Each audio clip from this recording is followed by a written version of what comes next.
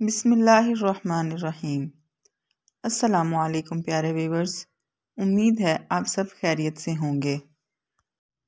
इस बात में कोई दो राय नहीं कि एहतियात इलाज से बेहतर है।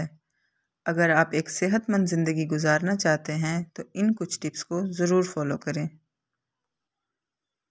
रोटी खाएं, पराठा ना खाएं, भूसी मिला आटा खाएं, सफ़ेद आटा ना खाएं, ब्राउन ब्रेड खाएं, वाइट ब्रेड ना खाएं, सब्ज़ी गोश्त का सालन खाएं, भुना हुआ गोश्त ना खाएं, फल और सब्ज़ियां खाएं, फलों और सब्ज़ियों का रस ना पिएं, ताज़ा फलों की चाट खाएं, मिठाई आइसक्रीम ना खाएं, ठंडा दूध और लस्सी पिएं, कोल्ड ड्रिंक या जूस ना पिएं, उबले हुए चावल खाएं, पुलाव और बिरयानी ना खाएं, तेल में पके खाने खाएं, घी में पके खाने ना खाएं, मुर्गी और मछली खाएं, बकरे गाय का गोश्त ना खाएं, दही बड़े या छोले खाएं, समोसे पकोड़े ना खाएं।